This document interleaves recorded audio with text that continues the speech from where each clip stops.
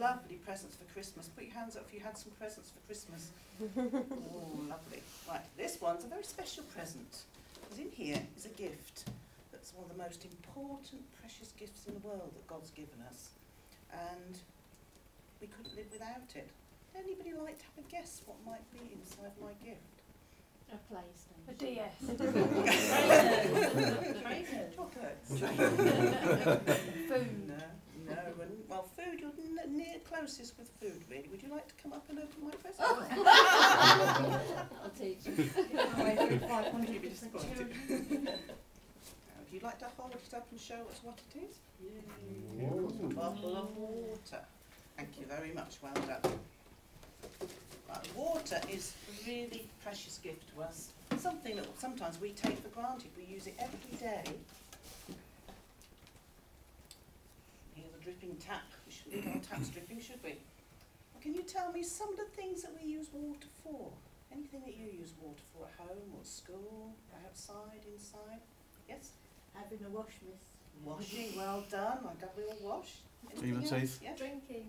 Drinking, yes. Cleaning my teeth. Cleaning your teeth. Washing my dog. Washing your dog, your car, yes, very good. Yes, lots and lots of reasons.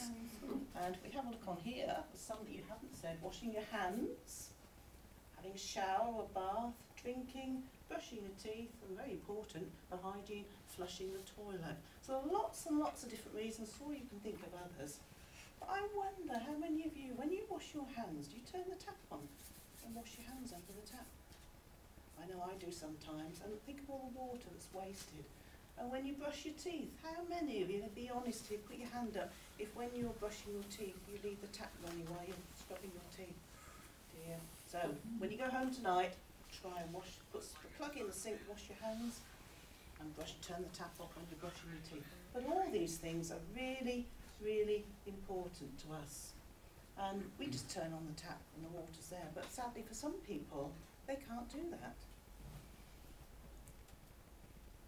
Now here's a map of our world. We've got a globe over there, which is the real shape of our world. But here, we've flattened it out into a big picture so you can see it better. And you can see some of the countries. And here we are, up here. There's the UK, tiny little country compared with some of the others right at the top. And if you look at our world, 75% of our world is water. Now, key stage 2, can anybody tell me what 75% is as a fraction?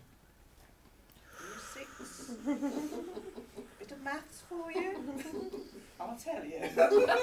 They're not very good, are they? 3/4. So 3/4 of our world is water. But not all of it we can use for drinking. Why can't we use all this water for drinking? Anybody tell me why we wouldn't use that for drinking? Fish in it. It's got fish in it. Too Anything salty. else? It's too salty. We can use it for other things. But most of the water we drink comes from rivers and lakes and ponds and reservoirs. And right up here, up in the Arctic, is lots of ice, which is clean, fresh water. So there's lots of places where we can get water from. But for some people, the water might not be near them. They might have to walk for miles and miles to get the water, or it's too far under the ground, or it just disappears because it's too hot. Well, we're going to look at this continent here. Now, does anybody know what that continent might be called? Africa, well done. And we're going to have a look today. We're going to talk about a country in Africa. Now, I don't know if anybody will get this right. Does anybody know what country that might be in Africa? We're not sure whether to ask this because I think it might be. Begins with Z. Yeah. Anybody think of a country in Zambia. Africa beginning with Z? Zimbabwe. Oh, very good. It's called Zambia. Ah. And here it is down at the bottom of Africa. And Zambia is a very beautiful country. It's got lots of mountains and hills, and also lots of wild animals, which we don't have in our country, which are kept very safe in nature reserves. Elephants, lions, which we haven't got here, and a rhino. Lots of other wonderful animals.